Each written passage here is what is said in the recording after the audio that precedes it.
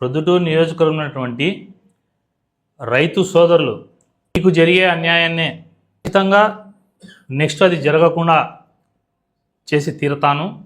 TV road అటువంటి market యార్డులో సుధాకర్ అనే వ్యక్తి, రసూల్ గౌస్ ఇంకా ఇద్దరు ముగ్గురు వ్యక్తులు కలిసి ప్రభుత్వం ఏదైతే శనగకు మద్దతు ధర 5,875 రూపాయలు నిర్ణయించింది, మద్దతు ధర ప్రకటించి మార్కెట్ యార్డులో కొనుగోలు చేసే కేంద్రం పెట్టారు. ఈ కేంద్రంలో గతంలో ఏ రోజు కూడా తెలుగుదేశం పార్టీకి కష్టకాలంలో ఉన్నప్పుడు ఏ రోజు కూడా వీళ్ళు ఉన్న వ్యక్తులు కాదు. ఈరోజు లాస్ట్లో అధికారం వస్తాన్నప్పుడు తెలుగుదేశం పార్టీలోకి వచ్చి డబ్బులు కొల్లగొట్టేదానికి ఈ సుధాకరు, ఈ గౌసు రావడం జరిగింది. వీళ్ళు మార్కెట్ యార్డులో ఒక్క బస్తా 50 కేజీల శనగల మూటెకు 200 రూపాయలు వసూలు చేస్తున్నారు రైతుల దగ్గర. దానికి వాళ్ళు చెప్పే పేరేంటంటే హమాలీల ఛార్జెస్, తర్వాత అన్లోడింగ్కు, వేయింగ్ చేసిన దానికి, ఫిల్లింగ్ చేసిన దానికి, తర్వాత బ్యాగును సంచిని కుట్టిన దానికి అని. ఇది పొద్దుటూరు మార్కెట్ కమిటీ వాళ్ళు ఆ పనులు చేసేదానికి 45 రూపాయలని రాసి సంతకం పెట్టించిన లెటర్. అంటే దించిన కూలు, ఎత్తిన కూలి, కుట్టిన దానికి మొత్తం హమాలీల ఖర్చులు కలిపి 45 రూపాయలు తీసుకోవాలా ఓన్లీ ఇది రైతులు. ఈ 45 రూపాయలను సాకు పెట్టుకొని 200 రూపాయలు వసూలు చేస్తున్నారు. నేను అడుగుతానా, ఎవడి సుధాకరు, ఎవడి గౌసు? రైతు అంటే తెలుసా వీళ్ళకి? రైతు అనేవాడు ఈ రోజుటికి రాష్ట్రంలో కానీ దేశంలో కానీ అందరికంటే కష్టం పడేది, దేశ సరిహద్దులో ఉండే సైనికుడు ఎంత కష్టపడుతున్నాడో మనకి అన్నం పెట్టే రైతు అంత కష్టపడుతున్నాడు. ఒక్కసారి ప్రజలు ఆలోచన చేయండి, వ్యాపారస్తులు ఆలోచన చేయండి. 100 రోజుల పైరు రేయింబవులు నిద్ర రాక, భార్యల తాలిబొట్టు, కూతుర్లవి గాజులు ఉంటేనో లేదు ఇంట్లో ఉన్నటువంటి వస్తువులు తాకట్టు పెట్టుకొని రైతు డబ్బు తెచ్చుకొని, రేయింబవులు నిద్ర లేక, నీళ్ళ వసతి సరిలేకుంటేనో ఎంతో కష్టపడి తాను 100 రోజులు 120 రోజులు కష్టపడి పొలంలో పిల్లలను ఎలా చూసుకుంటాడో ఒక తండ్రి, అట్లా రైతు పైరును చూసుకొని ఈరోజు అతను కష్టపడి పండించిన ధాన్యాన్ని ఈ బ్రోకర్లు వచ్చి రైతుల కష్టాన్ని, రైతుల రెక్కల కష్టాన్ని, రైతుల రక్తాన్ని పిలుస్తారా? ఎవరు అసలు వీళ్ళిద్దరు? ఏంది వీళ్ళకి సంబంధం? ఏం అధికారులు నిద్రపోతున్నారా? 200 రూపాయలు వసూలు చేయడం ఒక నేరం అయితే, రెండవ నేరం ఎక్కడైనా మార్కెట్ యార్డుల్లో, కమిటీ యార్డుల్లో మీరు విలేకరులు కానీ, వ్యాపారస్తులు కానీ, ఎవరైనా రైతులు కానీ పోండి. 50 కేజీలకు గాను 600 గ్రాముల నుంచి 700 గ్రాములు ఎక్కువ వేసుకుంటారు సంచిలో. కారణం ఏంటంటే ఆ సంచి 600 గ్రాములు ఉంటుంది. అప్పుడు 600 గ్రాములు పోతే 50 కేజీలు నెట్టు శనగలు వస్తాయని వేసుకుంటారు. వీళ్ళిద్దరూ పొద్దుటూరులో 52.5 కేజీ వేసుకుంటున్నారు. అంటే ఒక సంచిలో 52.5 కేజీ వేస్తే 500 గ్రాములో ఒక 600 గ్రాములో మన దానికి సంచి బరువుకు పోతే రిమైనింగ్ 2 కేజీలు దగ్గర శనగల డబ్బు రైతులు దోపిడీ చేస్తారా ఇల్లు? అది కూడా ఎట్లా అంటే 200 రూపాయలు వసూలు చేసే దాంట్లో హమాలీలకు 50 రూపాయలు ఇస్తున్నారు. ఆ ఛార్జెస్ అన్నిటికీ 50 రూపాయలు అయితే 150 రూపాయలు రైతులకు ఒక ప్యాకెట్ మీద దోపిడీ. తర్వాత 2 కేజీలు శనగలు దోపిడీ, అంటే దాదాపు 110 రూపాయలు అవుతుంది 2 కేజీలు. అంటే 150 ఒక 110 260 రూపాయలు. అంటే ఒక రైతు రెక్కల కష్టాన్ని దోచుకుంటా వీళ్ళ ఆటలు సాగుతా అంటే దీనికి చైర్మన్ ఏం చేస్తున్నాడు? మార్కెట్ కమిటీ చైర్మన్ ఒద్దిబాలుడు గారి భార్యకి ఇచ్చినారు కదా చైర్మన్. ఏం చేస్తున్నాడు ఒద్దిబాలుడన్న? గోపురం లక్ష్మణ్ ఉన్నాడు వైస్ చైర్మన్. మార్కెట్ కమిటీలో ఇంత జరుగుతుంది, నిద్రపోతున్నారా? లేక వాటాలు పంచుకొని మార్కెట్ యార్డుకు రాకుండా వాటాలు పంచుకొని ఎవరో బ్రోకర్లకు అప్పగించి డబ్బులు వసూలు చేసుకుంటున్నారా? పాయింట్ నెంబర్ 1 200 వసూలు చేస్తున్నారు. నెంబర్ 2 కేజీలు ఎక్కువ రైతుల దగ్గర నుంచి లాక్కుంటున్నారు. నెంబర్ 3, మేము అధికార పార్టీ వాళ్ళం, మేము చెబితే ఇక్కడ కొండారెడ్డి గారు చెప్పినట్టే, మేము చెబితే వరదరాజరెడ్డి గారు చెప్పినట్టే అని వీళ్ళని ఆఫీసులను బెదిరించి వీళ్ళు సెస్సు కట్టాల్సింటే ఒక్కొక్క వ్యానుకు ఒక్కొక్క లారీకి 10 నుంచి 15 వేలు అయితే ఇది మా వాళ్ళు చెప్పినారు దీన్ని ఫ్రీ పంపి కటాకు గవర్నమెంట్కి డబ్బు అంటున్నారు. చంద్రబాబు నాయుడు గారు ఎంత కష్టంతో రాష్ట్రము జగన్మోహన్ రెడ్డి దివాలా తీపిచ్చి సర్వనాశనం చేస్తే ఆయన సంపదను సృష్టించి క్రమబద్ధీకరించి ఆయన పరిపాలన చేయాలని చూస్తా అంటే కింద వీళ్ళు ఎవడో వైఎస్ఆర్ పార్టీలో వాళ్ళ కింద ఉన్నటోళ్ళు ఈరోజు లాస్ట్లో మా పార్టీలోకి వచ్చి రైతుల కష్టాన్ని దోచుకుంటారా?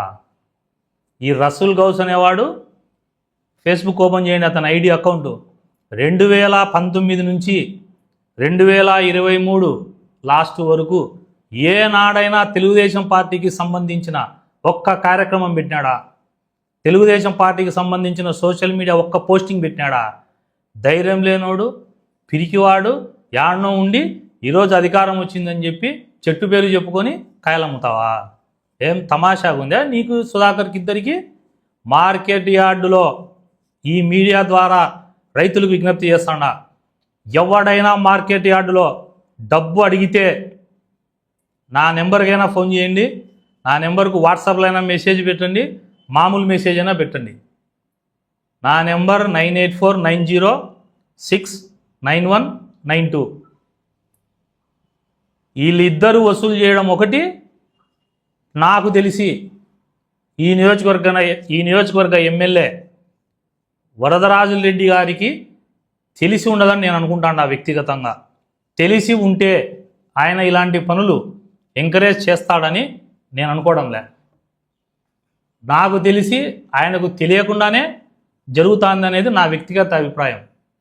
కానీ కొందరు అనుకోవచ్చు, నువ్వు కూడా అధికార పార్టీలోనే ఉండవు కదా, నువ్వు దీన్ని మీడియాకి ఎందుకు చెప్పినావు, తప్పు కదా, నువ్వు పోయి దీన్ని అధికారులకో వాళ్ళకో సరి చేయాలని అడగచ్చు. దానికి కారణం కూడా ముందే చెప్తాను. రైతులకు తెలియాలా ఈ డబ్బు వసూలు చేసేది అక్రమ వసూలు అని తెలియాలనే ఉద్దేశంతోనే నేను ఈ ప్రెస్ మీట్ పెట్టినా. నేను ఎవరి అండతో చేస్తున్నారో కనిపెడతా. ఇదే సుధాకర్కు 2 రోజుల క్రితం నేను ఫోన్ చేశాను, నాకు తెలుస్తానే. ఏమయ్యా నువ్వు ఎందుకు వసూలు చేస్తున్నావు, అసలు ఎవడు నువ్వు అన్నా. అతను ఏం మాట్లాడుతున్నాడు తెలుసా? అన్ని ఊళ్ళల్లో అట్లే జరుగుతుంటుంది మన ఊళ్ళో కూడా అన్ని ఊళ్ళతో పాటు జరుగుతుందంట. ప్రవీణ్ అనేవాడు పొద్దుటూరులో ఉండగా రైతుల కష్టాన్ని, రైతులకు రావాల్సిన డబ్బును లూటి చేస్తే ఒప్పుకోను. వాళ్ళు బంగారులు తాకట్టు పెట్టి, భార్యల గాజులు తాకట్టు పెట్టి వ్యవసాయం చేసినారు. ఇక్కడ ఉన్నటువంటి ఎమ్మెల్యే గారికి కూడా, ఆయన కూడా రైతు బిడ్డే. ఆయన తమ్ముడు రాఘవరెడ్డి గారు కొన్ని 100 ఎకరాలు వ్యవసాయం అంటే ఆయనకి ఇష్టం. వ్యవసాయము అంటే ఇష్టమైన కుటుంబము, వ్యవసాయ కష్టాలు తెలిసిన వ్యక్తి ఎమ్మెల్యేగా ఉంటే ఈ బ్రోకర్లు కష్టాన్ని దోచుకుంటారా? నేను చెప్తాడా, గతంలో తెలుగుదేశం పార్టీ కోసం పనిచేసి పొద్దుటూరు ప్రజల కోసం పోరాడి ఏ నేరము చేయకున్నా కూడా జైలు జీవితం అనుభవించిన నేను. రైతుల దగ్గర వీళ్ళిద్దరికీ చెప్తాడా, రైతుల దగ్గర డబ్బు వసూలు చేస్తే రైతుల కోసం నేరం చేసైనా జైలుకు పోతా, మిమ్మల్నిగా వదిలిపెట్టాను. ఏం తమాషాగా ఉందా? మీరు అధికార పార్టీ నాయకుల పేర్లు చెప్పుకొని మీ ఇష్టానుసారం డబ్బులు వసూలు చేస్తారా?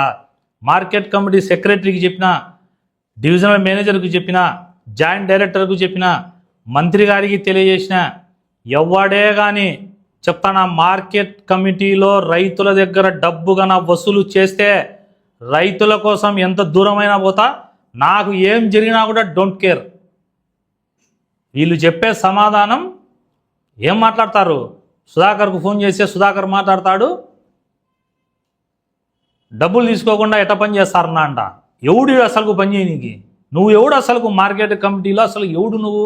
ఆఫ్టర్ ఆల్ నువ్వు ఒక డైరెక్టర్వి. ఫస్ట్లో ప్రభుత్వం లేనప్పుడు పోస్టింగులు కూడా పెట్టేదానికి భయపడిన పిరికి పందలు మీరిద్దరు. ఈరోజు మేమన్నీ కష్టాలు పడి మేమన్నీ పార్టీ కోసం నిలబెట్టే ఈరోజు ఎవడో వచ్చి పార్టీకి చెడ్డ పేరు తెచ్చి డబ్బులు కోట్లు దండుతామంటే రైతుల పక్షపాతి నేను. వ్యవసాయం అంటే కష్టమేందో తెలుసు నాకు. Last and final warning market committee చైర్మన్కు చెప్తాడా, వైస్ చైర్మన్కు చెప్తాడా, ఆ కమిటీ ఆ మార్కెట్ యార్డుకు సంబంధించిన ప్రభుత్వ అధికారులకు చెప్తానా, ఏ వ్యక్తి దగ్గరైనా డబ్బు వసూలు చేస్తే రైతు కాడా నేనే మార్కెట్ యార్డుకు వస్తా, ఎందాకైనా పోతా, ఏమైనా చేస్తా. సోషల్ మీడియాలో పోస్టింగులు పెట్టుకుంటా పోయి దందాలు చేస్తారా? ఇదే రసూల్ గౌసుకు సంబంధించిన ల్యాండ్ కబ్జాలిటీ ఉన్నాయి. నెక్స్ట్ ప్రెస్ మీట్లో పెడతా, ఆధారాలు సేకరిస్తాడా. వీళ్ళు నేను ఒకటే చెప్తానా, మీరు రైతుల దగ్గర తీసుకునే డబ్బు మర్యాదగా ఎనికిస్తే బాగుంటుంది. మీరు డబ్బు ఎనికి ఇవ్వకపోయినా రైతులు మీరు దగ్గరికి పోయి మీరు డబ్బులు అడగండి, వాళ్ళు ఇవ్వకపోతే నాకు ఫోన్ చేయండి. ఇంకొకటి అసలైన విషయం ఏంటంటే, మార్కెట్ కమిటీ ఆఫీస్లోకి వీళ్ళు పోతే ఇంకొక వ్యక్తులు రైతులు ఎవరు రాకూడదంట. వీళ్ళకు ఎవరైతే 200 డబ్బులు ఇస్తారో 200 డబ్బులు ఏంటికి ఇవ్వాలని అడిగితే కనుక నీ బియ్యం నీవి శనిగలు మేము వేసుకోం. ఏంది మీ రౌడీజం, ఏంది మీ దాదాగిరి? ఏం డాన్లా మీరిద్దరేమన్నా పొద్దుటూరుకు? నేను మీడియా ద్వారా ఇది చెప్పే ఉద్దేశం కూడా చెప్పినా, రైతులకు నష్టం జరిగితే ఒప్పుకోను. ఇంకా వాళ్ళు చేస్తానే కొన్ని ల్యాండ్ భూ కబ్జాలు, ప్రభుత్వ భూమి కబ్జాలు, కాలవ భూమిని చేసిన కబ్జాలు అన్నీ కూడా ఆధారాలు సేకరిస్తా అదే పనిలో ఉండ. అధికారులకు చెప్తానా, ప్రభుత్వానికి చెడ్డ పేరు తెచ్చే పని జరుగుతుంది, నివారించాల్సిన బాధ్యత మీది. నివారించకపోతే కనుక మీ మీద కూడా ముఖ్యమంత్రికి ఫిర్యాదు చేస్తా, లోకేష్ బాబు గారికి ఫిర్యాదు చేస్తా.